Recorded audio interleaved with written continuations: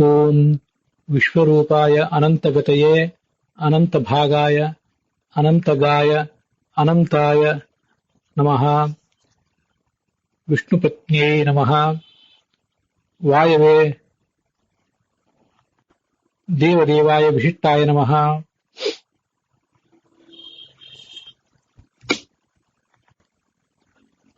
ಶ್ರೀ ಗುರುಭ್ಯೋ ನಮಃ. ಮಹಾಭಾರತ ಪ್ರವಚನ ಸರಣಿಯಲ್ಲಿ ಇದು 1269ನೇ ಅನುಶಾಸನ ಪರ್ವದ 202ನೇ ಭಾಗ. ವಾವಿಳ್ಯ ರಾಮಸ್ವಾಮಿ ಶಾಸ್ತ್ರಿಗಳ ಪಾಠದಲ್ಲಿ 130ನೇ ಅಧ್ಯಾಯದ 21ನೇ ಶ್ಲೋಕವನ್ನು ನಾವು ನೋಡಬೇಕು.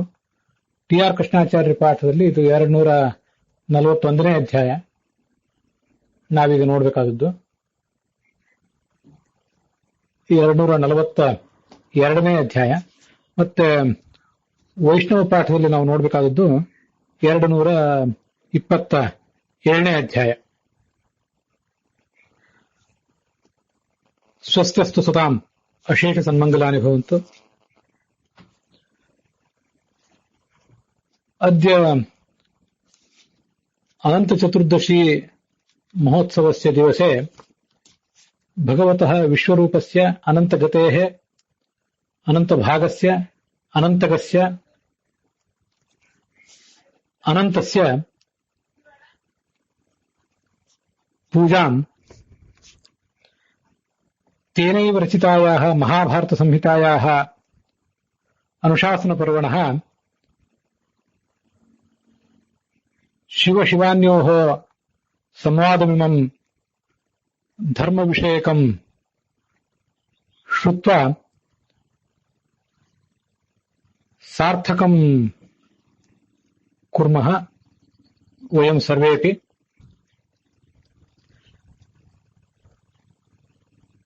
ಮೃತಾಃ ಜೀವಾಃ ಕಥಂ ಲೋಕಾನ್ ಅನ್ಯಾನ್ ಗಚ್ಚಂತಿ ಸ್ವರ್ಗಂ ಗತ್ವಾಪಿ ಅವಶಿಷ್ಟೇನ ಪುಣ್ಯೇನ ನಿಮಿತ್ತೇನ ಕಿಂ ಅನ್ಯಾನಪಿ ಲೋಕಾನ್ ಗಚ್ಚಂತಿ ಇತಿ ಪಾರ್ವತ್ಯಾಃ ಯಃ ಪ್ರಶ್ನಃ ತಮಿಮಂ ಪ್ರಶ್ನಂ ಪ್ರತಿವದತಾ ಶಿವೇನ ಯೇ ಕೇಚನ ಅನ್ಯೇ ಲೋಕಾಃ ವಿದ್ಯಂತೆ. ಉತ್ತರಕುರು, ಭದ್ರಾಶ್ವ, ಕೇತುಮಾಲ ಮೊದಲಾದ ಕೆಲವು ಖಂಡಗಳಿವೆ, ಕೆಲವು ವರ್ಷಗಳಿವೆ. ಇವೆಲ್ಲ ಈ 7 ದ್ವೀಪಗಳಿಂದ ಕೂಡಿದಂತಹ ಭೂಮಿಯ ಜಂಬೂ ದ್ವೀಪದಲ್ಲಿ ಏನು 9 ವರ್ಷಗಳಿವೆ. ನಮ್ಮದಾದಂತಹ ಭರತ ವರ್ಷವೂ ಕೂಡಿ ಆ ಭರತ ವರ್ಷವೂ ಸೇರಿದಂತೆ 9 ವರ್ಷಗಳಲ್ಲಿ ಕೆಲವು ವರ್ಷಗಳಿವೆ. ಉತ್ತರ ಕುರು, ಭದ್ರಾಶ್ವ, ಕೇತುಮಾಲ ಮೊದಲಾದ ವರ್ಷಗಳು. ಅಲ್ಲಿ ಇರುವಂತಹವರು ಹಿಂದೆ ಯಾವುದೋ ಮಾಡಿದಂತಹ ಪಾಪ ಪುಣ್ಯಗಳನ್ನ, ಪಾಪದ್ದಲ್ಲ ಪುಣ್ಯದ ಫಲವನ್ನ ಅನುಭವಿಸ್ಲಿಕ್ಕಾಗಿ ಅನೇಕ ತರದ ಭೋಗಗಳನ್ನು ಅನುಭವಿಸ್ತಾರೆ. ಅದು ಕರ್ಮಭೂಮಿ ಅಲ್ಲ. ಅಲ್ಲಿ ಮಾಡಿದ ಕರ್ಮದಿಂದ ಮತ್ತೆ ಅವರಿಗೆ ಸಾಧನ ಇತ್ಯಾದಿಗಳು ಏನಿಲ್ಲ. ಅವರು ಸಾಧನೆ ಮಾಡ್ಲಿಕ್ಕಾಗಿ ಮತ್ತೆ ಭೂಲೋಕಕ್ಕೆ ಬರ್ತಾರೆ.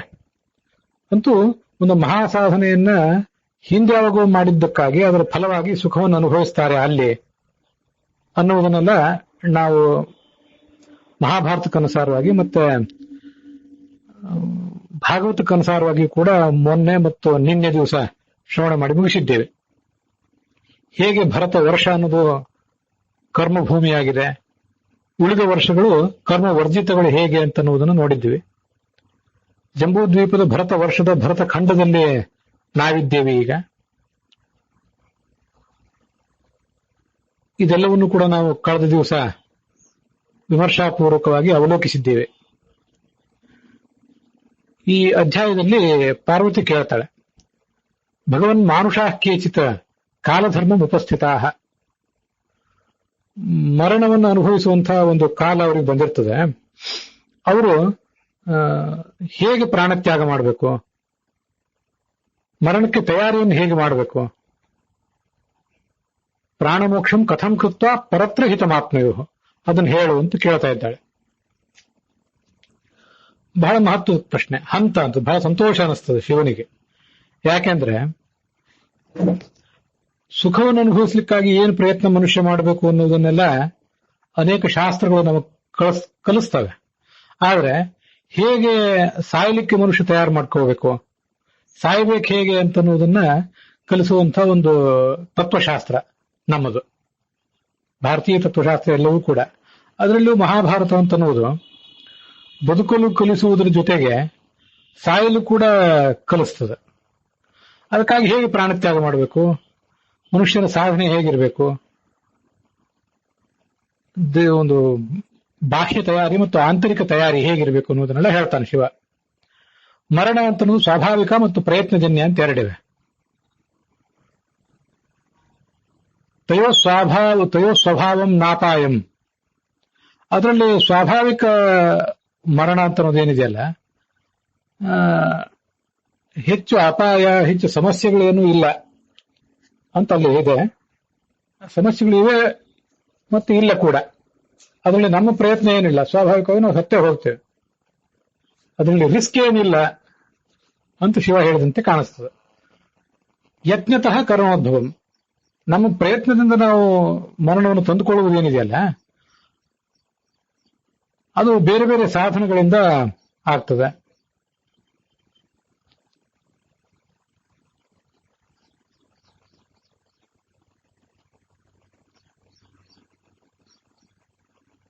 ಕಲ್ಯಾಕಲ್ಯ ಶರೀರಸ್ಯ ಯತ್ನಿಜಂ ದ್ವಿಧಂ ಸ್ಮೃತಂ. ನಮ್ಮ ಈ ಶರೀರವನ್ನ ಅದು ಕೆಲವು ಬಾರಿ ಶಕ್ತವಾಗಿದ್ದಾಗ, ಕೆಲವು ಬಾರಿ ಅಶಕ್ತವಾಗಿದ್ದಾಗ ಆ ಶರೀರವನ್ನ ನಾವು ಬಿಡಬೇಕಾಗ್ತದೆ. ಶಕ್ತವಾಗಿದ್ದಾಗಲೂ ಬಿಡಬೇಕಾಗ್ತದೆ, ಅಶಕ್ತವಾಗಿದ್ದಾಗಲೂ ಬಿಡಬೇಕಾಗ್ತದೆ. ಎರಡೂ ರೀತಿಯಾದಂತಹ ಪರಿಸ್ಥಿತಿಗಳು ಮನುಷ್ಯನಿಗೆ ಬಂದೇ ಬರ್ತವೆ. ಅದರಲ್ಲಿ ಪ್ರಯತ್ನ ಪೂರ್ವಕವಾಗಿ ನಾವು ಶರೀರವನ್ನು ಬಿಡುವುದು ಎರಡು ರೀತಿಯಿಂದ. ಸ್ವೇಚ್ಛೆಯಿಂದ ಪ್ರಾಣ ಪರಿತ್ಯಾಗ ಮಾಡುವುದು. ಅಶಕ್ತನಾದಂತಹ ವ್ಯಕ್ತಿ ತನ್ನ ಶರೀರವನ್ನು ಬಿಡುವುದು ಹೇಗೆ? ಮುಪ್ಪು, ವ್ಯಾಧಿ ಇತ್ಯಾದಿಗಳು ಬಂದು ಅಂಟಿಕೊಂಡ್ರೆ ಇದು ಅಕಲ್ಯ ಶರೀರ, ಅಶಕ್ತವಾದ ಶರೀರದ ಮರಣಕ್ಕೆ ಕಾರಣ. ಆಗ ಆತ ಏನ್ ಮಾಡಬೇಕು?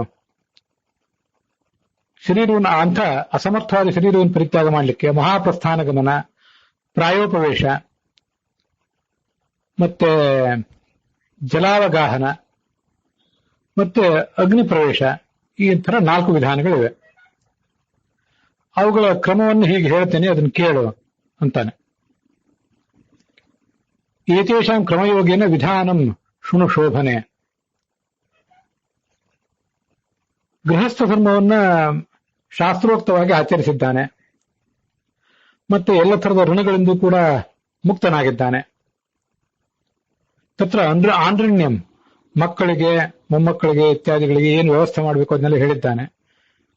ಪಿತೃಋಣ ಇತ್ಯಾದಿಗಳು ಯಾವುದೂ ಇಲ್ಲ, ಕಳ್ಕೊಂಡಿದ್ದಾನೆ ಅಂತ ಅರ್ಥ.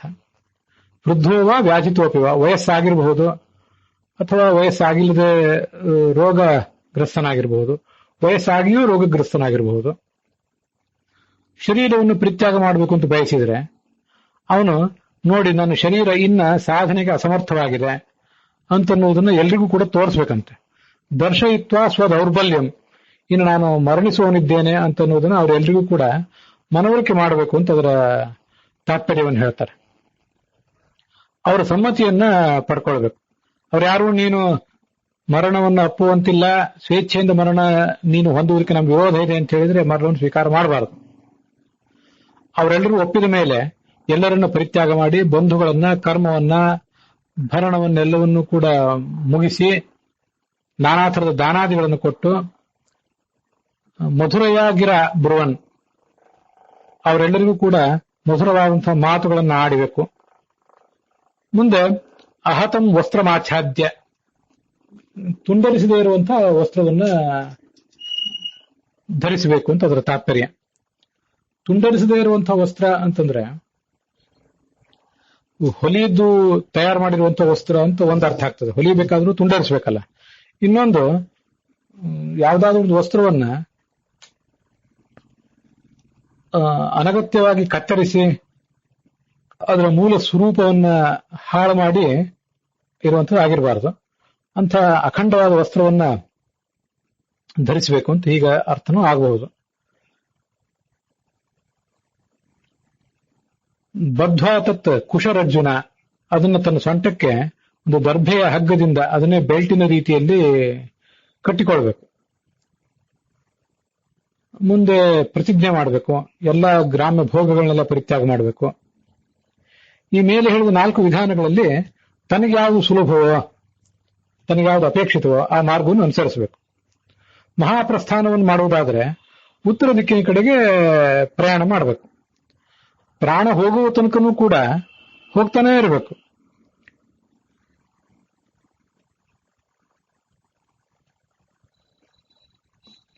ನಿರಾಹಾರನಾಗಿ ಮಲಗಿಕೊಂಡಾದ್ರು ಇದು ಹೋಗ್ಲಿಕ್ಕೆ ಶಕ್ತಿ ಇದ್ರೆ ಪ್ರಯಾಣ ಮಾಡಬಹುದು, ಶಕ್ತಿ ಇಲ್ಲದೆ ಹೋದ್ರೆ ಅಲ್ಲೇ ಎಲ್ಲಿದ್ದಲ್ಲಿ ಮಲ್ಕೊಂಡಿರ್ಬೇಕು ಅಂತ ಅರ್ಥ.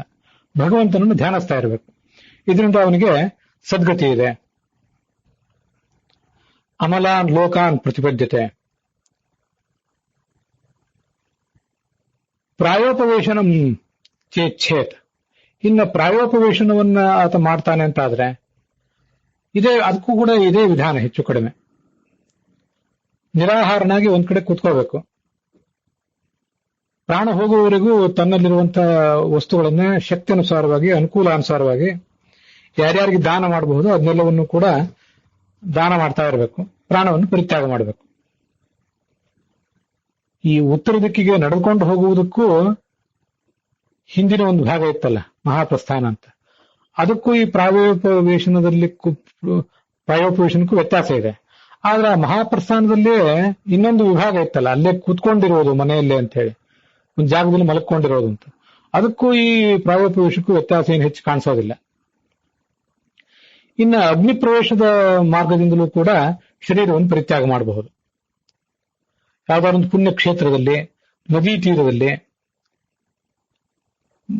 ಕೃತ್ವ ಕಾಷ್ಠಮಯಂ ಚಿತ್ಯಂ ಪುಣ್ಯಶ್ಲೋಕೆ ನದೀ ಶುವ, ಅಲ್ಲಿ ಅಗ್ನಿಯಲ್ಲಿ ಪ್ರವೇಶ ಮಾಡಿ ತನ್ನ ಶರೀರವನ್ನು ಪರಿತ್ಯಜಿಸಬಹುದು. ರಾಮಾಯಣದಲ್ಲಿ ಕೆಲವು ಋಷಿಗಳು ಇಂಥದನ್ನು ಮಾಡಿದರು ಅಂತ ಕೇಳಿ ಬರ್ತದೆ. ಜಲಾವಗಾಹನ ಅಂತ ಇನ್ನೊಂದಿದೆ, ನೀರಿನಲ್ಲಿ ಪ್ರವೇಶ ಮಾಡಿದರು ಅಂತ ಹೇಳಿ. ನೀರಿನಲ್ಲಿ ಪ್ರವೇಶ ಮಾಡಿ ತನ್ನ ಶರೀರವನ್ನು ಪರಿತ್ಯಾಗ ಮಾಡಬೇಕು. ಅನೇಕ ಜನ ಸನ್ಯಾಸಿಗಳು, ಈಗ ಸನ್ಯಾಸಿಗಳ ವೃಂದಾವನಗಳು ಎಲ್ಲ ಕಡೆ ಕಂಡು ಬರ್ತವೆ. ಅನೇಕ ಜನ ಸನ್ಯಾಸಿಗಳು, ಆಚಾರ್ಯರ ಸಾಕ್ಷಾತ್ ಶಿಷ್ಯರಾದಂತಹ ಕೆಲವು ಸನ್ಯಾಸಿಗಳು ಕೂಡ ಹೀಗೆ ನದಿ ಮೊದಲಾದ ಕಡೆ ತಮ್ಮ ಶರೀರವನ್ನು ಪರಿತ್ಯಾಗ ಮಾಡಿಬಿಟ್ಟಿದ್ದಾರೆ. ಅದರಿಂದ ಸದ್ಗತಿ ಇದ್ದೇ ಇದೆ.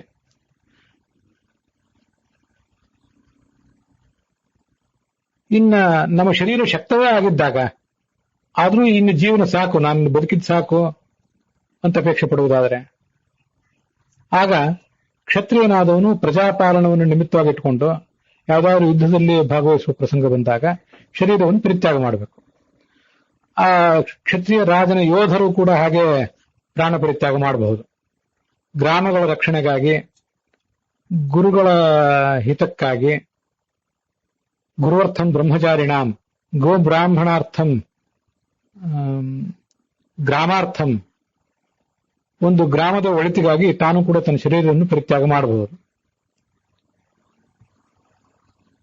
ನಮ್ಮ ಇತ್ತೀಚಿನ ಇತಿಹಾಸದಲ್ಲೂ ಕೂಡ ಅನೇಕ ಬಾರಿ ಒಂದು ಕೆರೆ ಕಟ್ಟುವಾಗ ಕೆರೆ ಸರಿಯಾಗಿ ದೃಢವಾಗಿ ನಿಲ್ಲುತ್ತಾ ಇಲ್ಲ ಅಂತ, ಕೆರೆಯ ಒಡ್ಡು ಸರಿಯಾಗಿ ನಿಲ್ಲುತ್ತಾ ಇಲ್ಲ ಅಂತ ಅನಿಸಿದಾಗ ಆಗ ಕೆಲವರು ಶರೀರ ಪರಿತ್ಯಾಗ ಮಾಡಿದ್ದು ಕಂಡು ಬರ್ತದೆ.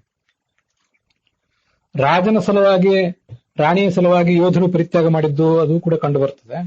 ಕೆಲವು ಬಾರಿ ಯಾವುದೇ ಯುದ್ಧ ಇಲ್ಲದೆ ಹೋದ್ರೂ ಕೂಡ ಒಂದು ಯಾವ್ದಾದ್ರು ನಿರ್ದಿಷ್ಟ ಪ್ರಸಂಗದಲ್ಲಿ, ಯುದ್ಧ ಏನಿಲ್ಲ ಆದ್ರೂ ಆ ರಾಜ್ಯದ ಋಣವನ್ನು ತೀರಿಸಲಿಕ್ಕಾಗಿ, ರಾಜ ರಾಣಿಯರ ಋಣವನ್ನು ತೀರಿಸಲಿಕ್ಕಾಗಿ ಕೆಲವರು ಒಂದು ನಿರ್ದಿಷ್ಟ ಉದ್ದೇಶವನ್ನು ಇಟ್ಕೊಂಡು ಅದರಿಂದ ಒಳ್ಳೇದಾಗುವಂತಿದ್ದರೆ ತಮ್ಮ ಶರೀರವನ್ನ ತಾವೇ ಪರಿತ್ಯಾಗ ಮಾಡ್ತಾರೆ. ಅಂಥವರಿಗೆ ಗಂಡಭೇರುಂಡ ಅಂತ ಕರೀತಾರೆ. ಹೊಯ್ಸಳರು ಇತ್ಯಾದಿ ಕಾಲದಲ್ಲಿ ಅಂಥವ್ರು ಕೆಲವರು ಇದ್ರು ಅಂತ ನಾನು ಇತಿಹಾಸದಲ್ಲಿ ಓದಿದ್ದೇನೆ. ನನ್ನ ನೆನಪು ಸರಿಯಾಗಿದೆ ಅಂತ ಅನ್ಕೊಂಡಿದ್ದೇನೆ. ನೀವು ಅದನ್ನು ಗಮನಿಸಿ ಹೇಳಬೇಕು. ತಮ್ಮ ರಾಜ್ಯವನ್ನು ರಕ್ಷಿಸಲಿಕ್ಕಾಗಿ ಅಥವಾ ಮತ್ತೊಬ್ಬ ರಾಜನ ದುರಾಡಳಿತದಿಂದ ಆ ಜನರನ್ನ ಮುಕ್ತರನ್ನಾಗಿ ಮಾಡಲಿಕ್ಕಾಗಿ ಯುದ್ಧದಲ್ಲಿ ಶಸ್ತ್ರಸಜ್ಜಿತನಾಗಿ ರಣಾಂಗಣವನ್ನು ಪ್ರವೇಶಿಸಿ ಪರಿತ್ಯಾಗ ಮಾಡಿದ್ರೆ ಅವನು ಕೂಡ ಸದ್ಗತಿಯನ್ನು ಪಡ್ಕೋತಾನೆ. ಇಂಥ ವಿಶೇಷ ಸದ್ಗತಿ ಕ್ಷತ್ರಿಯನಿಗೆ ಬೇರೆ ಯಾವುದೂ ಕೂಡ ಇಲ್ಲ.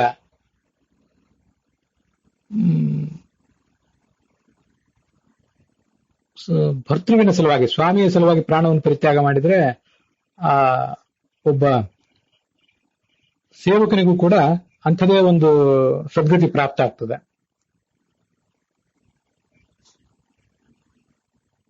ಇವೆಲ್ಲ ಶಕ್ತವಾದಂತಹ ದೇಹವನ್ನು ಪರಿತ್ಯಾಗ ಮಾಡಲಿಕ್ಕಿರುವಂತಹ ಕೆಲವು ಮಾರ್ಗಗಳು. ಇದನ್ನು ನಿಮಗೆ ಹೇಳಿದ್ದೇನೆ. ಶರೀರವನ್ನ ಹೀಗೆ ಧೈರ್ಯದಿಂದ ಒಂದು ಉದಾತ್ತವಾದಂತಹ ಉದ್ದೇಶದಿಂದ ಪರಿತ್ಯಾಗ ಮಾಡಿದರೆ ಅದಕ್ಕೊಂದು ಮಹಾಪುಣ್ಯ ಇದೆ. ಆದರೆ ಯಾವತ್ತಾದರೂ ಉದಾತ್ತವಾದ ಉದ್ದೇಶವಿಲ್ಲದೆ ಕೇವಲ ಕಾಮಕ್ರೋಧಾದಿಗಳಿಗೆ ವಶನಾಗಿ, ಕಾಮಾತ್ ಕ್ರೋಧಾತ್ ಭಯಾದ್ವಾಪಿ ಇರಿಚೇತ್ ಸಂತ್ಯಜೇತ್ ತನು, ಆತ್ಮಹತ್ಯೆ ಮಾಡಿಕೊಳ್ಳುವುದು, ಒಂದ್ಯಾವುದು ಆಪತ್ತು ಒಳಗಾಗಿದ್ದಾಗ ಆಪತ್ತನ್ನು ಎದುರಿಸಲಿಕ್ಕೆ ಶಕ್ತಿ ಇಲ್ಲದೆ ಹೆದರಿ ಶರೀರವನ್ನು ಪರಿತ್ಯಾಗ ಮಾಡುವುದು, ಇಂಥವೆಲ್ಲ ಏನಿದೆ ಇವು ಆತ್ಮಹತ್ಯೆ ಅಂತ ಕರೆಸ್ಕೋತವೆ. ಸಹ ಅನಂತಂ ನರಕಂ ಯಾತಿ ಆತ್ಮಹಂತೃತ್ವ ಕಾರಣಾತ್. ಅಂಧಂತಮ ಪ್ರವಿಶಂತಿ ಏಕೇಚ ಆತ್ಮಹನೋ ಜನಾ ಅಂತ ಈಶಾವಾಸ್ಯ ಉಪನಿಷತ್ತು. ಆತ್ಮಹತ್ಯೆ ಮಾಡಿಕೊಳ್ಳುವಂತ ಜನರು ಏನಿದ್ದಾರೆ ಅವರು ಅಂಧಂತಮಸಿಗೆ ಹೋಗ್ತಾರೆ ಅಂತ ಎಚ್ಚರಿಸಿದೆ. ಅಲ್ಲಿ ಆತ್ಮಹನಃ ಅಂತಂದ್ರೆ ಕೇವಲ ಆತ್ಮಹತ್ಯೆ ಮಾಡಿಕೊಳ್ಳುವರು ಅಂತ ಅರ್ಥ ಏನಲ್ಲ, ಮತ್ತಲ್ಲಿ ಪರಮಾತ್ಮನ ಸ್ವರೂಪಕ್ಕೆ ಧಕ್ಕೆ ತರುವವರು ಅಂತ ಹೀಗೊಂದು ಕೂಡ ಅರ್ಥ ಇದ್ದೇ ಇದೆ. ಅದಲ್ಲದೆ ಈ ಅರ್ಥವನ್ನು ನಾವು ತಿಳ್ಕೊಳ್ಬಹುದಾಗಿದೆ.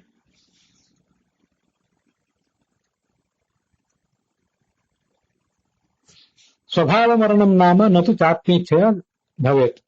ಸ್ವಾಭಾವಿಕ ಮರಣ ಅಂತಂದ್ರೆ ನಮ್ಮ ಇಚ್ಛೆಯಿಂದ ಬಂದಿದ್ದಲ್ಲ, ನಾವು ಇಚ್ಛೆಪಟ್ಟ ರೀತಿಯಲ್ಲಿ ಬಂದಿದ್ದಲ್ಲ, ಬೇರೆ ಯಾವುದೋ ರೀತಿಯಿಂದ ಬಂದು ಹೋಗುವಂಥದ್ದು ಅಂತ ಅದಕ್ಕರ್ಥ.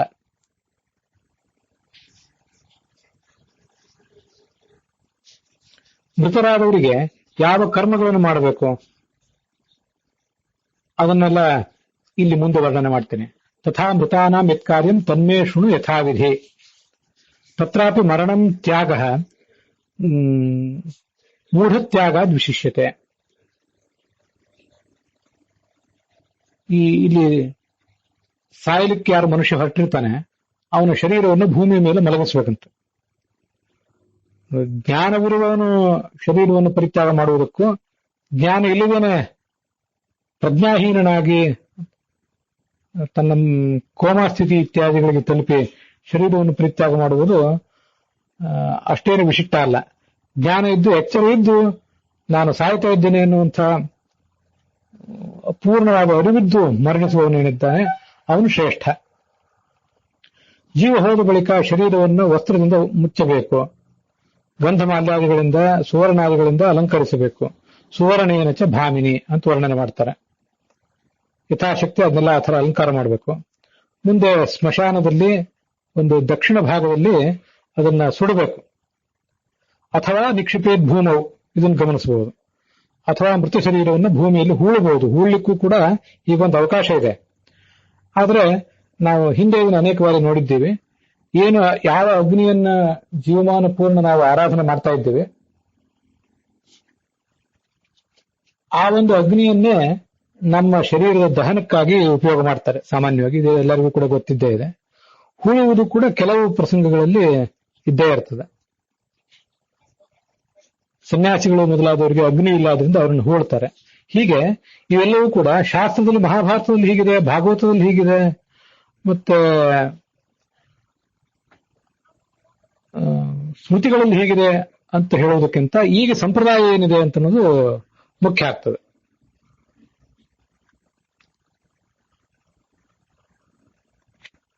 ಇಲ್ಲೊಂದು ಶ್ಲೋಕ ಹೀಗೆ ಕೇಳಿ ಬರ್ತದೆ ಮಹಾಭಾರತದಲ್ಲಿ. ದಿವಾಚ ಶುಕ್ಲ ಪಕ್ಷಶ್ಚ ಉತ್ತರಾಯಣಮೇವಚ. ಹಗಲು ಶುಕ್ಲ ಪಕ್ಷದಲ್ಲಿ ಉತ್ತರಾಯಣದಲ್ಲಿ ಮರಣಿಸುವುದು ಶ್ರೇಷ್ಠ, ರಾತ್ರಿ ಕೃಷ್ಣ ಪಕ್ಷದಲ್ಲಿ ಮತ್ತು ದಕ್ಷಿಣಾಯಣದಲ್ಲಿ ಮರಣಿಸುವುದು ಅಷ್ಟು ಶ್ರೇಷ್ಠ ಅಲ್ಲ ಅಂತ ಹೀಗೆಲ್ಲ ಇಲ್ಲಿ ಕೇಳಿ ಬಂದಿದೆ. ವಿಪರೀತಂತು ಗರ್ಹಿತಂ ಅಂತ ಹೀಗಿದೆ. ಇದನ್ನೆಲ್ಲ ಮನುಷ್ಯನಿಗೆ ಸದ್ಗತಿ ಸಿಗುವುದು ಮತ್ತು ದುರ್ಗತಿ ಸಿಗುವುದೇನಿದೆ ಆತ ಗಳಿಸಿದಂತಹ ಜ್ಞಾನ ಮತ್ತು ಮಾಡಿದಂತಹ ಕರ್ಮಗಳಿಂದ ಅಂತ ನಾವು ತಿಳ್ಕೊಳ್ಬೇಕು. ಅತ್ಯಂತ ದೊಡ್ಡವರಾದಂತಹ ಅಪರೋಕ್ಷ ಜ್ಞಾನಿಗಳು ಅವರು ದಕ್ಷಿಣಾಯನದಲ್ಲೇ ಮರಣಿಸಿದ್ರು, ರಾತ್ರಿ ಕಾಲದಲ್ಲಿ ಮರಣಿಸಿದ್ರು, ಅವರಿಗೆ ಸದ್ಗತಿ ಆಗೇ ಆಗ್ತದೆ.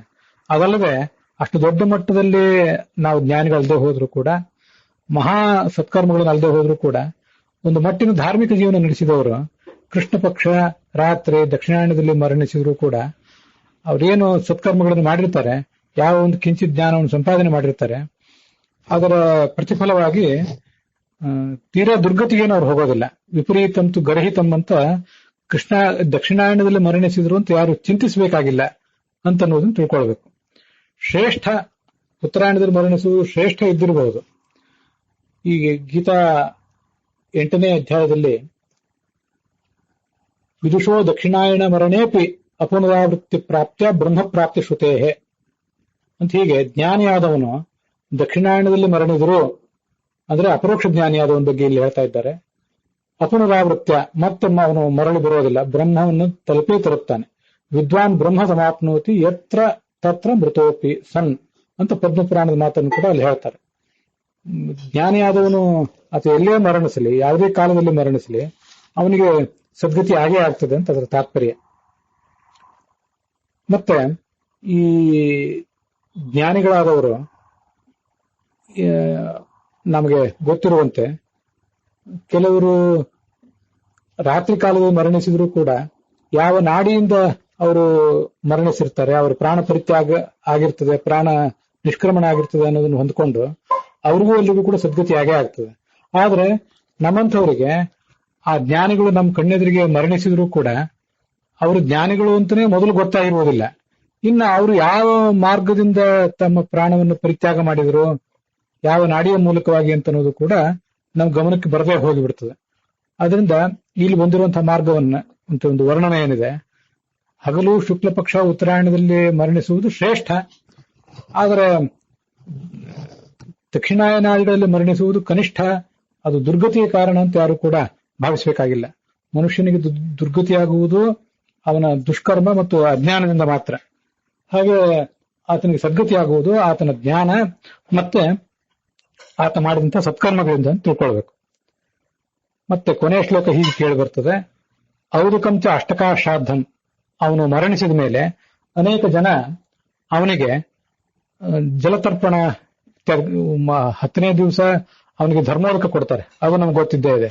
ಅದಲ್ಲದೆ ಮೇಲಿಂದ ಮೇಲೆ ಆತನಿಗೆ ಜಲತರ್ಪಣವನ್ನ ತಿಲತರ್ಪಣವನ್ನೆಲ್ಲ ಕೊಡ್ತಿರ್ತಾರೆ.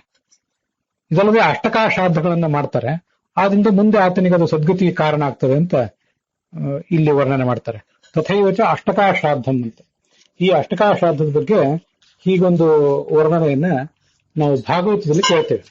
ಭಾಗವತದ 7ನೇ ಸ್ಕಂದದ 15ನೇ ಅಧ್ಯಾಯದ 22ನೇ ಶ್ಲೋಕ ಇದೆ. ತೃತೀಯಾಯಾಂ ಶುಕ್ಲ ಪಕ್ಷೆ ನವಮ್ಯಾಂ ಮತ ಕಾರ್ತಿಕೆ ಚತಸ್ರಸು ಅಪಿ ಅಷ್ಟಕಾಸು ಹೇಮಂತೆ ಶಿಶಿರೆ ತಥಾ. ವೈಶಾಖ ಶುದ್ಧ ತೃತೀಯ, ಕಾರ್ತಿಕ ಶುದ್ಧ ನವಮಿ, ಮಾರ್ಗಶಿರ ಪುಷ್ಯ ಮಾಘ ಫಾಲ್ಗುಣ ಅವುಗಳ ಕೃಷ್ಣ ಪಕ್ಷದಲ್ಲಿ ಬರುವ ಸಪ್ತಮಿ, ಅಷ್ಟಮಿ, ನವಮಿ ಮತ್ತು ತ್ರಯೋದಶಿ ತಿಥಿಗಳು. ಮತ್ತೆ ಆ 4 ತಿಂಗಳ ಎಲ್ಲಾ ತಿಥಿಗಳು, ಇವುಗಳಲ್ಲೆಲ್ಲ ಶ್ರಾದ್ದ ಮಾಡಬೇಕು ಅಂತ. ಯಾವಾಗ ವ್ಯಕ್ತಿ ಯಾವ ತಿಥಿಯೆಂದು ಮರಣಿಸಿರ್ತಾನೆ ಅದು ಆತನ ವಾರ್ಷಿಕ ಶ್ರಾದ್ದ. ಹಾಗೆಯೇ ಭಾದ್ರಪದ ಕೃಷ್ಣ ಪಕ್ಷದಲ್ಲಿ ಮಾಡುವಂತಹ ಪಕ್ಷ ಶ್ರಾದ್ದವು ನಮ್ಗೆ ಗೊತ್ತಿದೆ. ಅದಲ್ಲದೆ ಅಷ್ಟಕಾ ಶ್ರಾದ್ದ ಅಂತ ಇದೊಂದು, ಯಾವಾಗಾದ್ರೂ ಅನುಕೂಲ ಆದಾಗ ಇದನ್ನು ಮಾಡಿದರೆ ಅದರಿಂದ ಆ ಮೃತನಾದಂತಹ ವ್ಯಕ್ತಿಗೆ ಸದ್ಗತಿ ಆಗ್ತದೆ. ಇದನ್ನ ಭಾಗವತ ತಾತ್ಪರ್ಯದಲ್ಲಿ ವ್ಯಾಸ ಸ್ಮೃತಿಯನ್ನು ಉದ್ಧರಿಸಿ ಆಚಾರ್ಯರು ಸ್ಪಷ್ಟಪಡಿಸ್ತಾರೆ. ಸಪ್ತಮ್ಯಾದಿ ತ್ರಯಂ ಚೈವ ತಥಾ ಚೈವ ತ್ರಯೋದಶಿ ಚತಸ್ರಷು ಅಷ್ಟಕಾ ಪ್ರೋಕ್ತಾ ಸರ್ವಪಕ್ಷಾದ್ ವಿಶೇಷತಃ. ಈ ಸಪ್ತಮಿ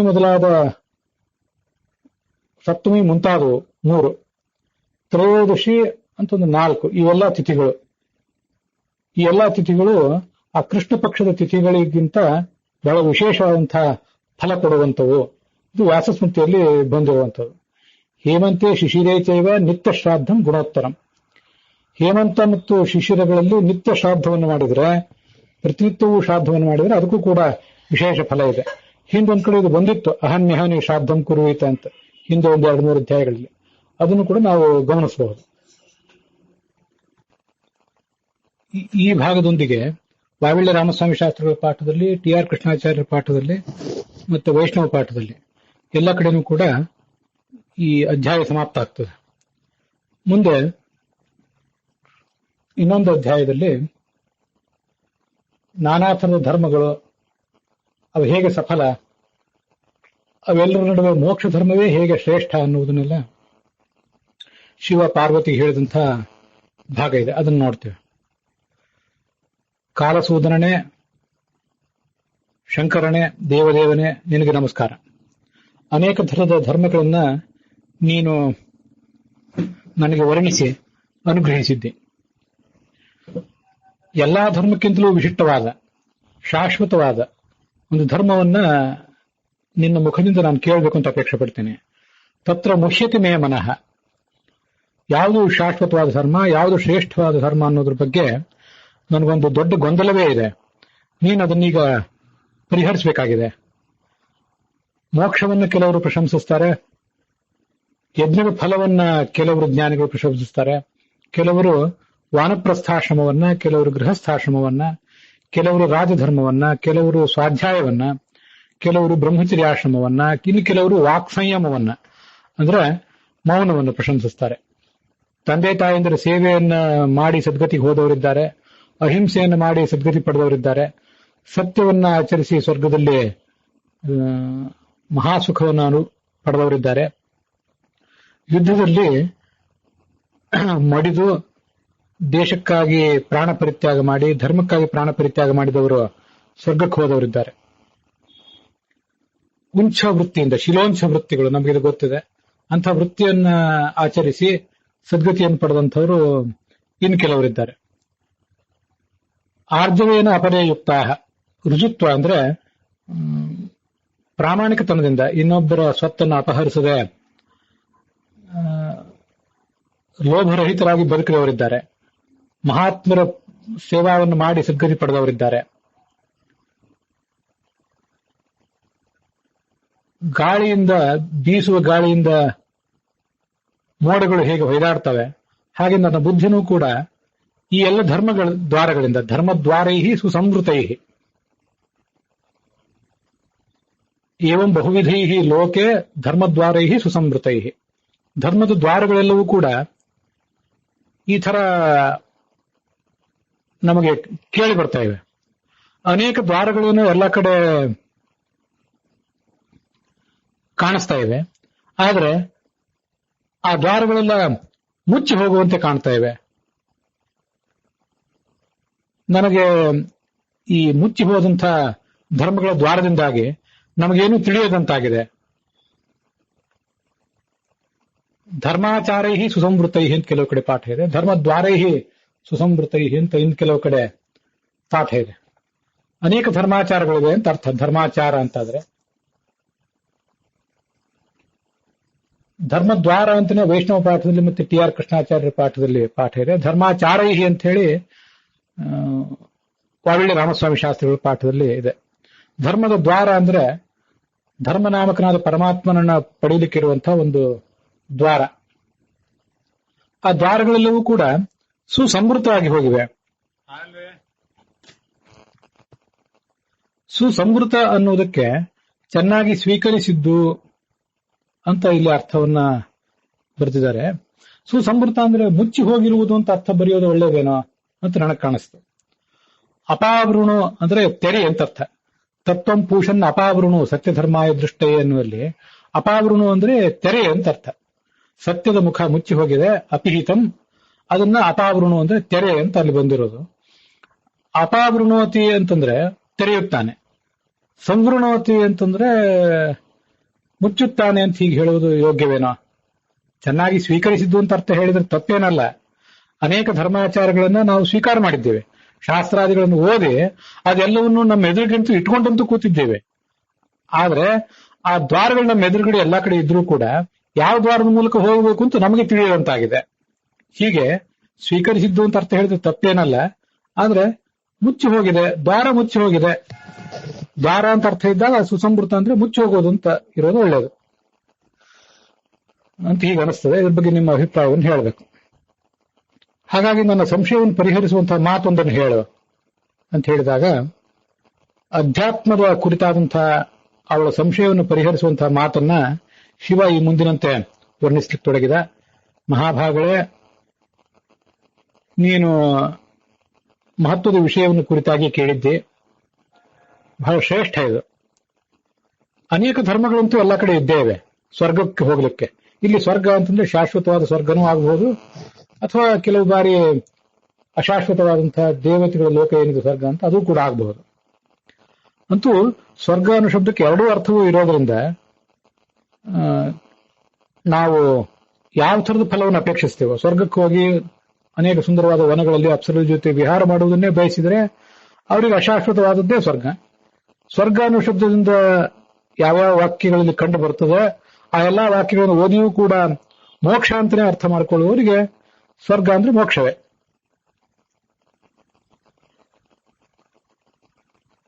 ಬಹುದ್ವಾರಸ್ಯ ಧರ್ಮಸ್ಯ ನೇಹಾಸ್ತಿ ವಿಫಲಾಕ್ರಿಯಾ. ಇದು ಹಿಂದೆನೂ ಕೂಡ ಇಂಥದೇ ಒಂದು ಮಾತು ಬಂದಿತ್ತು. ಇಲ್ಲಿ ದ್ವಾರ ಅಂತ ಬಂದಿದೆ ನೋಡಿ. ದ್ವಾರ ಅಂತ ಬಂದಿರೋದ್ರಿಂದ ಹಿಂದೆನೂ ಕೂಡ ದ್ವಾರ ಅಂತಾನೆ ಪಾಠ ಇದ್ರೆ ಒಳ್ಳೇದೇನೋ.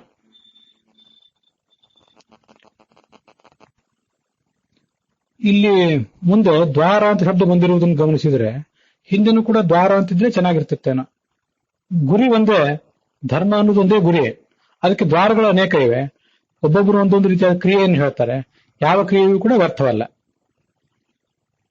ಯಸ್ಮಿಂಶ್ಚ ವಿಷಯೇ ಯಹ ಯಹ ಯಾತಿ ವಿನಿಶ್ಚಯಂ ಸಹ ತಮೇವ ಅಭಿಜಾನಾತಿ ನಾಣ್ಯಂ ಧರ್ಮಂ ಶುಚಿಸ್ಮಿತೆ. ಇವಿಷ್ಟು ಧರ್ಮಗಳಲ್ಲಿ ಒಬ್ಬೊಬ್ಬರಿಗೆ ಒಂದೊಂದು ರೀತಿಯಾದಂತಹ ಧರ್ಮದ ಬಗ್ಗೆ ಒಂದಿಷ್ಟು ಒಲವಿರ್ತದೆ. ಅದಕ್ಕನುಸಾರವಾಗಿ ಅವರು ಅದನ್ನೇ ಧರ್ಮ ಅಂತ ತಿಳಿತಾರೆ, ಮುಂದೆ ಹೋಗ್ತಾರೆ.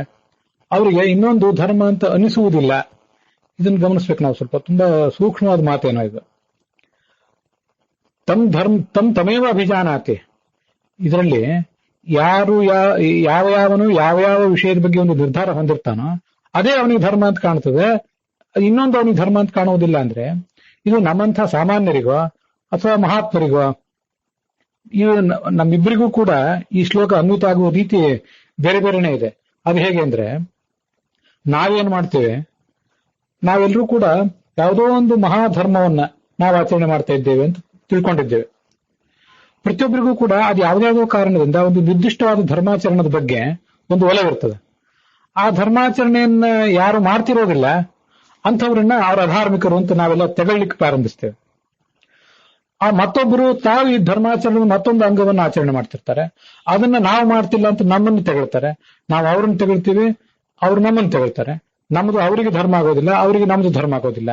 ಇಲ್ಲೆಲ್ಲ ಧರ್ಮಗಳು ಅಂತಂದ್ರೆ ಅದು ವೈದಿಕ ಧರ್ಮ, ಅವೈದಿಕ ಧರ್ಮ, ಆ ಥರದ ಅರ್ಥವೂ ಆಗಬಹುದು, ಅಲ್ಲಂತಲ್ಲ. ವೈದಿಕ ಧರ್ಮದಲ್ಲೇ ಒಂದು ಯಾವುದೋ ನಿರ್ದಿಷ್ಟವಾದ ಪಂಥ ಅದು ಆಗಬಹುದು. ಅದಲ್ಲದೆ ಒಂದು ಧರ್ಮಾಚರಣದಲ್ಲಿ ಒಂದು ಅಂಗ, ಒಂದು ಯಾವುದೋ ನಿರ್ದಿಷ್ಟವಾದಂತಹ ಬೆಳಿಗ್ಗೆ ಎದ್ದಾಗಿನಿಂದ ಸಾಯಂಕಾಲ ಮಾಡುವಂತಹ ಅನೇಕ ಪ್ರಕ್ರಿಯೆಗಳಲ್ಲಿ ಒಂದು ನಿರ್ದಿಷ್ಟವಾದಂತಹ ಆಚರಣೆ, ರಿಚುವಲ್ಸ್ ಅಂತ ಏನು ಹೇಳ್ತಾರಲ್ಲ, ರಿಲಿಜಿಯನ್ ಅದು ಧರ್ಮ, ಅದು ಅಲ್ಲ ಅಂತಲ್ಲ. ಕಲ್ಟ್ ಅದು ಕೂಡ ಒಂದು ಧರ್ಮವೇ.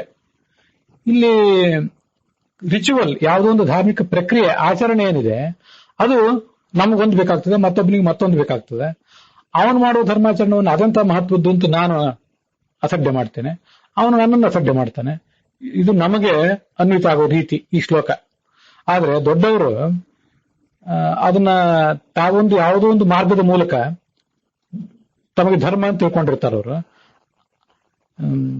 ವಿಹಿತೋ ಯಸ್ಯಯೋ ಧರ್ಮ ತೇನೇವ ಸಹ ಮುಕ್ತಿ ಭಾಗ್ ಭವೇತ್ ತಮ್ ಗುರು ವೇದ ಸರ್ವವಿತು ಅಂತ ಭಾಗವತ ತಾತ್ಪರ್ಯದಲ್ಲೆಲ್ಲ ಅದನ್ನ ತುಂಬಾ ಸುಂದರವಾಗಿ ವರ್ಣನೆ ಮಾಡ್ತಾರೆ. ಅಲ್ಲೆಲ್ಲ ಧರ್ಮ ಅಂತಂದ್ರೆ ಪ್ರತಿಯೊಬ್ಬ ಸಾಧಕನಿಗೂ ಕೂಡ ಅವನದೇ ಆದಂತಹ ಒಂದು ಸಾಧನದ ಮಾರ್ಗ ಇದೆ. ಆ ಸಾಧನದ ಮಾರ್ಗ ಒಂದೊಂದು ಬೇರೆ ಇದ್ದಾಗ ಆ ನನ್ನ ಸಾಧನದ ಮಾರ್ಗ ಯಾವುದು, ನಾನು ಸನ್ಯಾಸಿಯಾಗಿಯೋ ವಾನಪ್ರಸ್ಥನಾಗಿಯೋ ಗೃಹಸ್ಥನಾಗಿಯೋ ಬ್ರಹ್ಮಚಾರಿಯಾಗಿಯೋ ಹೇಗೆ ಸಾಧನೆ ಮಾಡಬೇಕು ಅಂತ ಅವನು ಆಲೋಚನೆ ಮಾಡ್ತಾನೆ. ಅದನ್ನ ಒಬ್ಬ ಗುರುವಾದವನು ತಿಳಿಸ್ತಾನೆ ಕೂಡ. ವಿಹಿತೋ ಯಸ್ಯಯೋ ಧರ್ಮ ತೇನ ಮುಕ್ತಿರ್ಭವೇತ್ತಸ್ಯ. ಅದನ್ನ ವಿಶೇಷತಃ ಅವನ ಶಿಷ್ಯನ ಸರ್ವ ಯೋಗ್ಯತಾವನ್ನು ಬಲ್ಲಂತ ಗುರುವಾದವನು ತಿಳಿಸ್ತಾನೆ. ತಿಳಿಸಿ ಆ ಮಾರ್ಗದ ಮೂಲಕ ನೀನು ಮುಂದುವರಿ ಅಂತ ಹೇಳ್ತಾನೆ. ಪ್ರಿಯವೃತ ಮಹಾರಾಜ ನಾನು ಸಂಸಾರವನ್ನೆಲ್ಲ ತೊರೆದು ಸನ್ಯಾಸವನ್ನ ಹೊಂದುತ್ತೇನೆ ಅಂತ ಹೋಗ್ಬಿಟ್ಟಿದ್ದ. ಅವನಿಗೆ ಚತುರ್ಮುಖ, ನೀನ್ ಹಾಗೆ ಮಾಡ್ತಕ್ಕದ್ದಲ್ಲ, ನಿನಗೆ ಗೃಹಸ್ಥನಾಗಿಯೇ ಮುಕ್ತಿ ಅಂತ ಬೋಧನೆ ಮಾಡಿದ. ಅದೊಂದು ಪ್ರಸಂಗ. ಯಾಕಂದ್ರೆ ಇಲ್ಲೂ ಕೂಡ ಸನ್ಯಾಸ ಒಂದ್ ಕಡೆ ಬಂತು, ಗೃಹಸ್ಥಾಶ್ರಮ ಅಂತ ಒಂದ್ ಕಡೆ ಬಂತು. ಇದು ಪ್ರತಿಯೊಂದು ಕೂಡ ಪ್ರತಿಯೊಬ್ಬರಿಗೂ ಬೇರೆಯಾದೇ ಆದ ಮಾರ್ಗ ಇದೆ. ಸ್ತ್ರೀಯರಾಗ್ಲಿ ಪುರುಷರಾಗ್ಲಿ, ಸ್ತ್ರೀಯರಲ್ಲೇ ಪ್ರತ್ಯೇಕವಾಗಿ ಒಬ್ಬೊಬ್ಬರಿಗೆ ಒಂದೊಂದು ಮಾರ್ಗ ಇರಬಹುದು, ಪುರುಷರಲ್ಲೇ ಒಬ್ಬೊಬ್ಬರಿಗೆ ಒಂದೊಂದು ಮಾರ್ಗ ಇರಬಹುದು. ಇದೆಲ್ಲ ಶಾಸ್ತ್ರದಲ್ಲಿ ಕಂಡು ಬರ್ತದೆ. ಆದ್ರಿಂದ ಅವನಿಗೆ ಇನ್ನೊಂದು ಧರ್ಮ ಬೇಕಾಗಿರುವುದಿಲ್ಲ. ಇದನ್ನು ನಾಣ್ಯಂ ಧರ್ಮಂ ಶುಚಿಸ್ಮಿತೆ, ಮಹಾತ್ಮರಾದವರು, ವಿವೇಕ ಇದ್ದವರು, ಆ ಹಂತವನ್ನು ಮುಟ್ಟಿದವರು, ತನಗೆ ಆ ಇನ್ನೊಂದು ಧರ್ಮ ಬೇಕಾಗಿಲ್ಲ, ತಾನು ಅದನ್ನು ಮಾಡುವುದಲ್ಲ, ನಾನು ಮಾಡುವುದು ಬೇರೆ ಇದೆ ಅಂತ ತಿಳ್ಕೊತಾನೆ. ಆದ್ರೆ ಇನ್ನೊಬ್ರು ಮಾಡುವುದನ್ನು ಟೀಕೆ ಮಾಡೋದಿಲ್ಲ, ತೆಗಳೋದಿಲ್ಲ, ನನಗದು ಬೇಕಾಗಿಲ್ಲ ಅಂತ ಮಾತ್ರ ತಿಳ್ಕೊತಾನೆ. ಇದು ಮಹಾತ್ಮರ ನೆಲೆಯಲ್ಲಿ ನಮ್ಗೆ ಆ ಶ್ಲೋಕ ಕೊಡುವಂತಹ ಅರ್ಥ. ನಾವಾದ್ರೆ ಇದು ಯಾವುದನ್ನು ಅರ್ಥ ಮಾಡ್ಕೊಳ್ಳೋದಿಲ್ಲ. ನಮಗೆ ನಮ್ಮ ಯೋಗ್ಯತೆಯೂ ಗೊತ್ತಿಲ್ಲ, ಇನ್ನೊಬ್ರ ಯೋಗ್ಯತೆಯೂ ಗೊತ್ತಿಲ್ಲ. ನಮಗೆ ನಮ್ಮ ಸ್ವರೂಪ ಗುರು ಬರುವ ಕಾಲವೂ ಮತ್ತೂ ದೂರ ಇದೆ. ಹಾಗಾಗಿ ನಮ್ಮದು ಎಲ್ಲವೂ ಕೂಡ ಗೊಂದಲದ ಒಂದು ಮಾರ್ಗವೇ ಆಗಿರ್ತದೆ. ಹೀಗೆ ಇಬ್ಬರಿಗೂ ಕೂಡ ಪ್ರತ್ಯೇಕವಾಗಿ ಇದನ್ನು ಅರ್ಥ ಮಾಡಬೇಕು ಅಂತ ನನಗೆ ಕಾಣಿಸೋದು. ಇದು ರಹಸ್ಯವಾದದ್ದು ಮಾರ್ಗ. ಇದನ್ನ ಹೇಳ್ತೇನೆ. ಮೋಕ್ಷಕ್ಕಿಂತ ಶ್ರೇಷ್ಠವಾದ ಯಾವುದೂ ಇಲ್ಲ. ಮನುಷ್ಯ ಯಾವುದೇ ಮಾರ್ಗವನ್ನ ಅವಲಂಬಿಸಲಿ, ಅವನ ದಾರಿ ಮಾತ್ರ ಒಂದೇ ಆಗಿರಬೇಕು. ತೇನ ಮುಕ್ತಿ ಭವೇತ್ತಸ್ಯ ಅಂತಲ್ಲಿ ಭಾಗವತ ತಾತ್ಪರ್ಯದಲ್ಲಿ ಹೇಳಿರೋದು. ಸುಖಂ ಆತ್ಯಂತಿಕಂ ಶ್ರೇಷ್ಠಂ ಅನಿವರ್ತಿತ ತದ್ವಿದುಹು. ಅನಿವರ್ತಿ ಅದು, ಅಲ್ಲಿ ಅತ್ಯಂತವಾದ ಶ್ರೇಷ್ಠವು ಮತ್ತು ಅನಿವೃತ್ತಿಯೂ ಇದೆ ಅಂತ ಹೇಳ್ತಾರೆ ಅಂತಿದೆಯಲ್ಲ, ಅಲ್ಲಿಂದ ಮರಳಿ ಬರೋದಿಲ್ಲ ಅಂತ ಅರ್ಥ.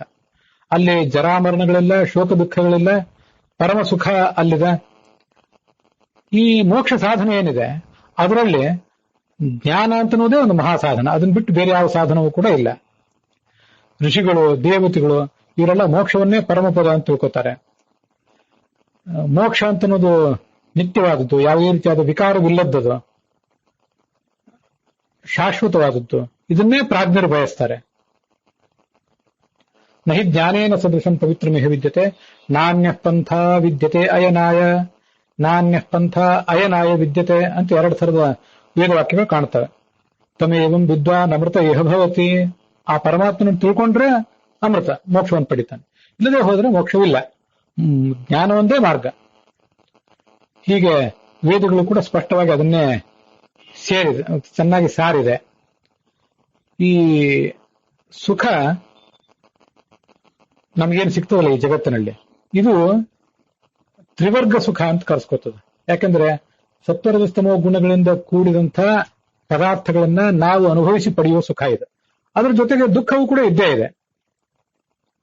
ದುಃಖ ಅದ್ರ ಜೊತೆಗೆ ಸೇರ್ಕೊಂಡೇ ಇರ್ತದೆ. ದುಃಖಾದಿಚ ದುರಂತಂಚ, ಆದಿಯಲ್ಲೂ ದುಃಖ ಇರ್ತದೆ, ಕೊನೆಗೂ ದುಃಖ ಇರ್ತದೆ. ಆ ದುಃಖ ಇಲ್ಲದೇ ಇರುವ ಪರಿಸ್ಥಿತಿಯೇ ಇಲ್ಲ ಇದಕ್ಕೆ. ಆದ್ರಿಂದ ಶಾಶ್ವತವಾದ ಒಂದು ಸುಖ, ಎಲ್ಲಿ ದುಃಖ ಇಲ್ಲವೇ ಇಲ್ವೋ ಅದನ್ನು ಬಯಸಬೇಕು. ನಾನು ಅನೇಕ ಬಾರಿ ಅನ್ಕೊಳ್ಳೋದಿದೆ, ಮರ್ತ್ಯಾನಾಂ ಕಿಮುತಾಶಿಷ ಅಂತ. ಒಂದು ದಿವಸ ಹುಟ್ಟಿ ಕೆಲವು ಕಾಲದಲ್ಲಿ ಸಾಯುವವರು ನಾವೆಲ್ಲ ಏನೇನೋ ಆಶಯಗಳನ್ನ ಇಟ್ಕೊಂಡಿರ್ತೇವೆ. ಈ ಯಾವ ಆಶಯಗಳನ್ನ ಇಟ್ಕೊಂಡಾದ್ರೆ ಏನು ಉಪಯೋಗ ಅಂತ ಭಾಗವತ ಒಂದ್ ಕಡೆ ಕೇಳ್ತದೆ.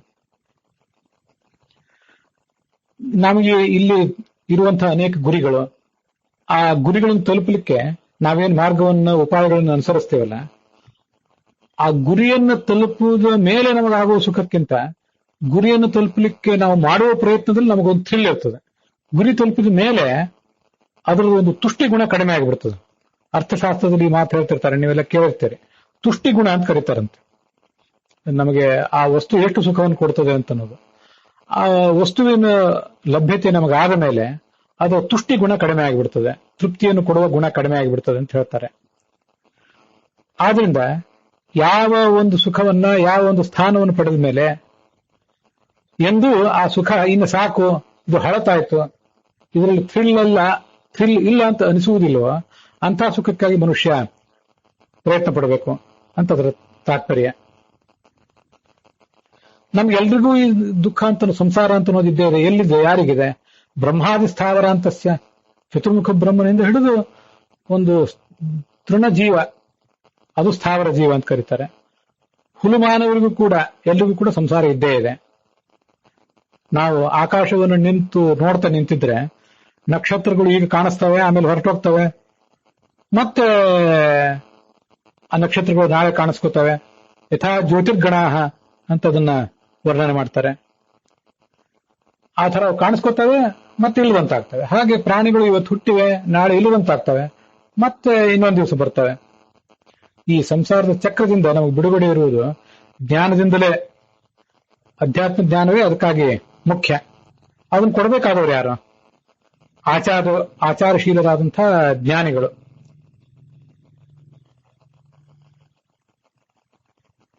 ಅವರೇ ಆ ಜ್ಞಾನದ ಒಂದು ಮೂಲ. ಬ್ರಾಹ್ಮಣನಾಗಲಿ ಕ್ಷತ್ರಿಯನಾಗಲಿ ಮೊದಲು ಗೃಹಸ್ಥನಾಗಿರ್ಬೇಕು. ತನ್ನ ಋಣಗಳನ್ನೆಲ್ಲ ತೊರೆದುಕೊಳ್ಬೇಕು. ಋಣಗಳನ್ನೆಲ್ಲ ತೊರೆದು ಮುಂದೆ ಮೋಕ್ಷದ ಉಪಾಯಕ್ಕಾಗಿ ಪ್ರಯತ್ನಿಸಬೇಕು. ಗೃಹವನ್ನು ಬಿಡಬೇಕು. ಗೃಹಸ್ಥಾಶ್ರಮವನ್ನು ಬಿಡುವುದಂದ್ರೆ ವಾನಪ್ರಸ್ಥಾಶ್ರಮವನ್ನು ಸ್ವೀಕಾರ ಮಾಡುವುದು ಅಂತ ಅರ್ಥನೂ ಆಗಬಹುದು. ಅದಲ್ಲದೆ ಗೃಹಸ್ಥಾಶ್ರಮದಲ್ಲೇ ಇದ್ದು ಮಾನಸಿಕವಾಗಿ ನಿವೃತ್ತನಾಗಬೇಕು. ಅಥವಾ ವನಕ್ಕೆ ಹೋಗಿ ಅಲ್ಲಿ ಗುರುಗಳ ಆಜ್ಞಾ ಪಡ್ಕೊಂಡು ವಿಧಿಪೂರ್ವಕವಾಗಿ ದೀಕ್ಷಾ ಪಡ್ಕೊಂಡು ಸ್ವವೃತ್ತಂ ಪರಿಪಾಲಯೇತ್, ತನ್ನ ಧರ್ಮಾಚಾರವನ್ನು ಅಲ್ಲಿ ರಕ್ಷಿಸ್ಕೋಬೇಕು. ಮುಂದೆ ಆ ಜ್ಞಾನಿಗಳಾದಂಥ ಗುರುಗಳಿಂದ ಆ ಗೃಹೀಯಾತ್ ಅಪಿ ಉಪಾಧ್ಯಾಯಾತ್, ಉಪಾಧ್ಯಾಯನಿಂದ ಆ ಮೋಕ್ಷದ ಮಾರ್ಗವನ್ನ ನಾವು ಅರಿತುಕೊಳ್ಬೇಕು. 25 ತತ್ವಗಳ ವಿಜ್ಞಾನ, ಅದೇ ಸಾಂಖ್ಯ. ಶುದ್ಧಾತ್ಮ ತತ್ವವಿಜ್ಞಾನಂ ಸಾಂಖ್ಯಮಿತ್ಯಭಿಧೀಯತೆ ಅಂತ ಭಗವದ್ಗೀತಾದಲ್ಲಿ ಹೇಳುವಂತೆ 25ನೇವನು ಪಂಚವಿಂಶೋ ಹರಿಸ್ತತ್ರ ಅಂತ ಭಾಗವತ್ ತಾತ್ಪರ್ಯದಲ್ಲೂ ಕೂಡ ಹೇಳ್ತಾರೆ. 25ನೇ ತತ್ವವೇ ಭಗವತ್ ತತ್ವ. ಅದನ್ನು ಹಿಂದೆ ಅನೇಕ ಬಾರಿ ನೋಡಿದ್ದೇವೆ. 25 ಆಗಬಹುದು, ಅವನು 27 ಆಗಬಹುದು. ಸ್ತ್ರೀಯಾವ ಸಪ್ತವಿಂಶಕಃ, ಷಡ್ವಿಂಶಕೋ ಮಹಾವಿಷ್ಣು, ಸ್ತ್ರೀಯಾವ ಸಪ್ತವಿಂಶಕಃ. ಪ್ರಕೃತಿಸ್ತು ಚತುರ್ವಿಂಶ ಪಂಚವಿಂಶೋ ಹರಿಸ್ವಯಂ, ಷಡ್ವಿಂಶಕೋ ಮಹಾವಿಷ್ಣು, ಶ್ರಿಯಾವ ಸಪ್ತವಿಂಶಕಃ. ಪ್ರಕೃತಿ 24ನೇ ತತ್ವ, 25ನೇ ತತ್ವವೇ ಭಗವತ್ ತತ್ವ. ಮತ್ತೆ ಅವನನ್ನು 26ನೇ ತತ್ವ ಅಂತನೂ ಮತ್ತೊಂದು ಲೆಕ್ಕಾಚಾರಕ್ಕನುಸಾರವಾಗಿ ನಾವು ಹೇಳಬಹುದು. ಅಥವಾ ಲಕ್ಷ್ಮಿ ಜೊತೆಗೆ ಅವನನ್ನು ಪರಿಗಣನೆ ಮಾಡಿದಾಗ, ಲಕ್ಷ್ಮಿಯನ್ನು ಪ್ರತ್ಯೇಕವಾಗಿ ಪರಿಗಣನೆ ಮಾಡಿ ಅವಳು 26 ಆದಾಗ ಇವನು 27 ಆಗ್ತಾನೆ. ಹೆಚ್ಚು ವಿವರಿಸೋದಿಲ್ಲ, ಅದೆಲ್ಲ ಹಿಂದೆ ಬಂದದ್ದಾಗಿದೆ. ಆದ್ರಿಂದ ಇಲ್ಲಿ ಅದನ್ನು ಸುಮ್ಮನೆ ನೆನಪು ಮಾಡ್ಕೊಂಡೆ ಅಷ್ಟೇ ಭಾಗವತ ತಾತ್ಪರ್ಯವನ್ನು. ಈ ಸಾಂಖ್ಯ ಮತ್ತು ಯೋಗ, ಯೋಗ ಅಂದ್ರೆ ಮೋಕ್ಷದ ಉಪಾಯ, ಅದೆಲ್ಲವನ್ನು ಕೂಡ ಅನುಸರಿಸಬೇಕು.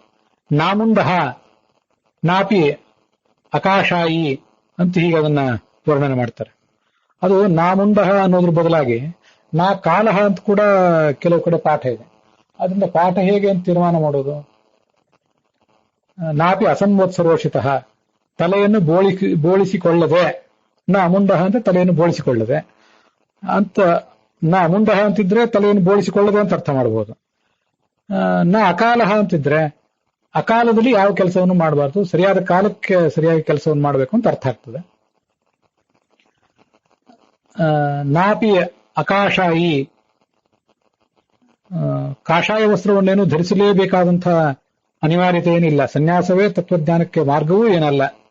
ನಾಸಿ ಅಸಂವತ್ಸರೋಷಿತ, ಗುರುಗಳ ಹತ್ರ ಕನಿಷ್ಠ ಒಂದು ವರ್ಷ ಆದರೂ ವಾಸ ಮಾಡಿ ಮುಂದೆ ಅವ್ರ ಹತ್ರ ಈ ತತ್ವಜ್ಞಾನವನ್ನು ಪಡ್ಕೋಬೇಕು. ಹಾಗಾದ್ರೆ ಇಲ್ಲಿ ಹೇಳಿದ ಮಾರ್ಗ ನಮಗೆ ಗೃಹಸ್ಥಾಶ್ರಮದಿಂದ ನಿವೃತ್ತನಾದ ಮೇಲೆ ಗುರುಗಳ ಹತ್ರ 1 ವರ್ಷ ಸೇವಾ ಮಾಡಿ ಆಮೇಲೆ ತತ್ವಜ್ಞಾನವನ್ನು ಪಡ್ಕೋಬೇಕು ಅಂತ ಹೇಳಿದಂತೆ ಕಾಣಿಸ್ತದೆ. ಇದು ನಮಗೆ ಗೊತ್ತಿರಬೇಕಾದದ್ದು. ಇದು ಒಂದು ಮಾರ್ಗ ಅಷ್ಟೇ. ಆರಂಭದಲ್ಲೇ ಬಾಲ್ಯದಲ್ಲೇ ಬ್ರಹ್ಮಚರ್ಯಾಶ್ರಮದಲ್ಲಿ ಗುರುಗಳ ಹತ್ರ ಸೇವಾ ಮಾಡಿ ತತ್ವಜ್ಞಾನವನ್ನು ಪಡ್ಕೊಳ್ಳೋದು ಇದ್ದೇ ಇದೆ. ಅದಾಗದೇ ಇದ್ದವನಿಗೆ ಇದು ಅಂತ ತಿಳ್ಕೋಬೇಕು. ಗುರುವಿಗೆ ಹೇಳದೆ ಯಾವ ಕಾರ್ಯವನ್ನು ಮಾಡಬಾರದು, ಗುರುಗಳನ್ನ ಆ ಥರ ಅನುಸರಿಸಬೇಕು ಅಂತ ಅರ್ಥ. ನೆರಳಿನಂತೆ ಗುರುವನ್ನ ಅನುಸರಿಸಬೇಕು. ತ್ಯಜೇತ್ ಸಂಕಲ್ಪಜಾನ್ ಗ್ರಂಥೀನ್ ಸದಾ ಧ್ಯಾನಪರೋ ಭವೇತ್. ಅವನು ಯಾವತ್ತೂ ಕೂಡ ಧ್ಯಾನ ನಿಷ್ಠನಾಗಿರಬೇಕು. ಗಂಟುಗಳನ್ನ, ನಮಗೆ ಅನೇಕ ಥರದ ಗಂಟುಗಳು ಈ ಸಂಸಾರದಲ್ಲಿ, ಬಿಡಿಸಿಕೊಳ್ಳಲಾಗದ ಗಂಟುಗಳು, ಅವೆಲ್ಲ ಬಂದದ್ದಾದ್ರಿಂದ ಸಂಕಲ್ಪಜಾನ್, ನಮ್ಮದೇ ಆಸೆ ಆಕಾಂಕ್ಷೆಗಳು, ಅದರಿಂದಾಗಿ ಬಂದಿರುವಂಥವು ಈ ಗಂಟುಗಳು. ಅವನ್ನೆಲ್ಲ ಕಳ್ಕೊಳ್ಬೇಕು ಅಂತ ಅದರ ತಾತ್ಪರ್ಯ. ಸಂಕಲ್ಪವನ್ನು ಬಿಟ್ರೆ ಆ ಗಂಟು ತಾನಾಗಿಯೇ ಕಳಚಿ ಹೋಗ್ತದೆ. ಕಮಂಡಲು, ಕೃಷ್ಣಾಜನ, ಕುಂಡಿಕಾಂ ಚರ್ಮ, ಮತ್ತೆ ಸಂಶಿಕ್ಯ ಅಂದ್ರೆ ಜೋಳಿಗೆ, ನೆಲವು ಅಂತಿದೆ, ಅದು ನೆಲವು ಅಲ್ಲ ನಿಲುವು ಅಂತ ಹೀಗಾಗಬೇಕು ಅಂತ ನನಗೆ ಕಾಣಿಸ್ತದೆ. ಛತ್ರ, ಕೈಯಲ್ಲೊಂದು ಛತ್ರ, ದಂಡ, ಪಾದರಕ್ಷೆ, ಇಂಥವೆಲ್ಲ ಅನೇಕ ವಸ್ತುಗಳನ್ನ ಇದು ನನ್ನದು ನನ್ನದು ಅನ್ನುವಂಥ ಒಂದು ಅಭಿಮಾನವನ್ನು ಅದರ ಮೇಲೆ ತಾಳಬಾರದು. ಯಾವುದು ಸಿಕ್ಕರೆ ಅದನ್ನು ಉಪಯೋಗಿಸಿ ಮನುಷ್ಯ ಬದುಕಬೇಕು ಅಂತ ಅರ್ಥ.